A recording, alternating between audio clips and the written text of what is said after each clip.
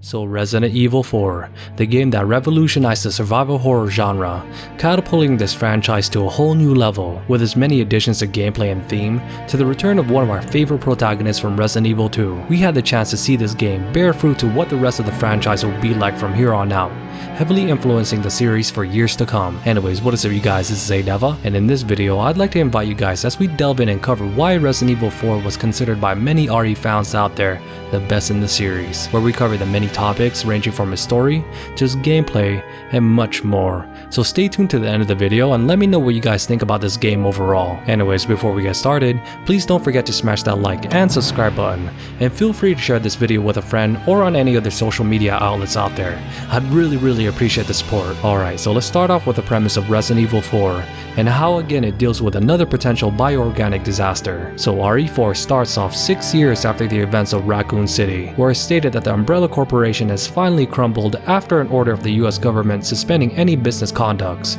causing the company to finally cease to exist. 6 years have passed since that horrendous incident.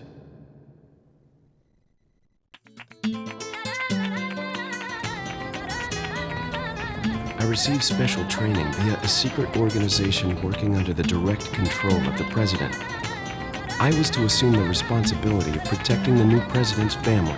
But not all is well, of course, because here again we have Leon Kennedy as our main protagonist, now working as a federal agent as he looks for and tries to bring back the president's daughter by the name of Ashley Graham after she was kidnapped. This would have Leon traveling to an unspecified rural part of Europe in one of the remote villages, and states that he's got intel on Ashley's whereabouts from a reliable source, seeing that there was a sighting of a girl who looked similar to the president's daughter, because this time, unlike his previous demeanor and lack of combat experience from RE2, Leon now has become a much more battle-hardened character, dealing with situations that can only be done by someone with enough merit and skill, which Resident Evil 4 sets up perfectly, where we see him encounter a whole new threat, one that would change the landscape and style of gameplay for the RE franchise for years to come, because with the new enemies like the Ganados, we find ourselves with a whole new type of situation. Gone are the days of fighting the slower zombies from the earlier Resident Evil titles, but is now replaced with a fast-moving and much more intelligent enemy, perfectly depicted here. ¡No dejes que se escape! Vayan por detrás. Why are these people? ¡Bloqueale el paso! What are they planning? Chainsaw.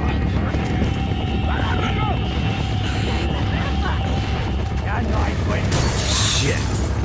¡Te voy a matar! Son of a... Where they deal with you in a variety of different ways, ranging from their standard melee attacks, to the way they coordinate and find your location, and to the way they use their many different weapons, especially the chainsaw.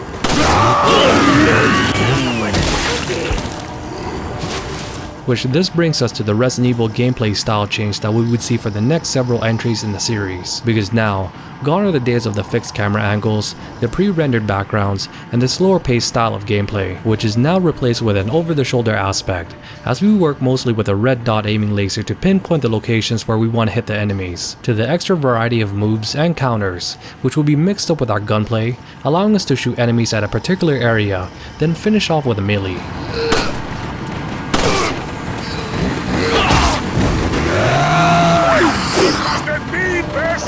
Adding more to the action-heavy aspect that we have yet to see from the RE series to this point in the franchise, which this game in particular did very well in balancing the two sides of genre style of horror and action, but would later breed to the grandiose Hollywood style of gameplay for the later Resident Evil entries, but I'll get to that in a little bit. Anyways, after we get our first taste of this new combat style, it was great to see that it still retained that survival horror aspect that us Resident Evil fans truly wanted, which is very prominent with the way the village is set up, to its overall aesthetics, to the change from day to night, and the environment around the church area, giving us one of the creepier settings that we've seen in the game.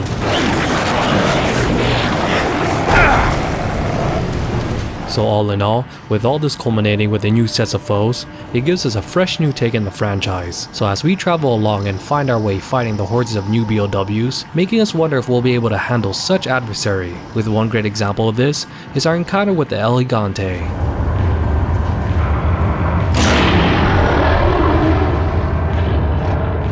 Anyways, after seeing the many enemies and bosses that we had to fight, it was truly mesmerizing how they were able to implement such a massive change to the franchise, but still retain the soul that made Resident Evil great, because like I mentioned earlier, Resident Evil 4 had the perfect blend of action and horror, giving us many enemies that till this day creeps me the hell out, ranging from the Chainsaw Sisters,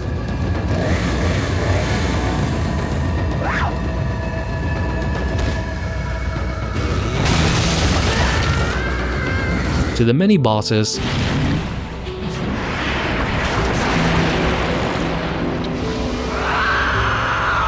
and we can't forget the demonic looking regenerators. But I will admit though, there was a segment of the game that started to steer away from the horror aspect of the RE series, with the way we had to fight enemies with guns and whatnot. But this was only towards the end, so I didn't mind it too much, though this would be the start of the action heavy focus of the next titles like Resident Evil 5 and 6, where a lot of the many Resident Evil fans had a bit of reservations from, which is very understandable because we wanted to have those jump scares, the feeling of tension when traversing an environment, and the slower paced gameplay, but introducing so much action heavy aspects really changed the tone, especially with the quick time events. But I digress, because I'll cover Resident Evil 5 more in depth in the future, where we cover more of the QTEs, so stay tuned for that on my channel.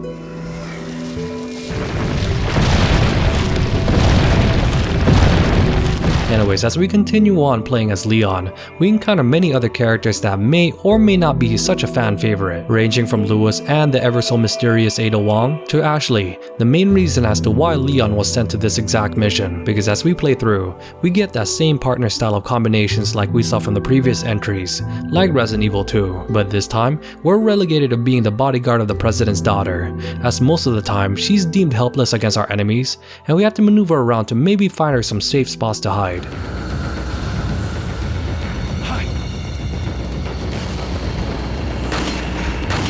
Anyways, as we talk about the many enemies of the game, let's cover the new strain that has plagued this village and turning them into monsters, because now we'll be dealing with what they call Las Plagas, a new strain of a parasite-like infection that is injected and embedded within its host, growing in size until it can be seen in certain moments of the game, with each enemy showing a different variation of its effects, showing that the Las Plagas can be very versatile to go up against.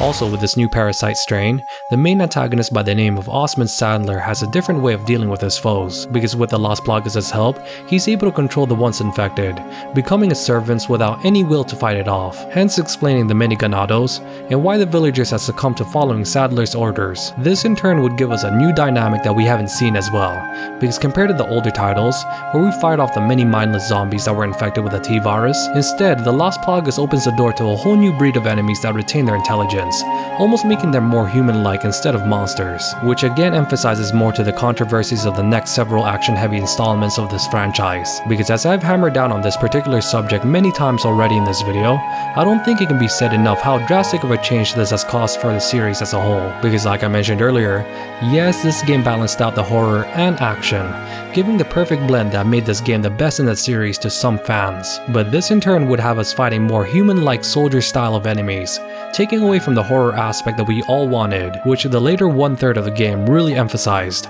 shown with these examples. Verifica la presión de esa válvula. ¿Y tú? Aquí. ¿Terminaste?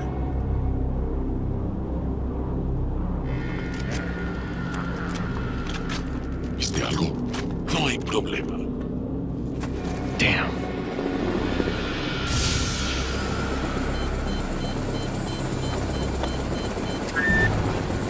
Hey, it's about time. Sorry, bad traffic. I'll cover you.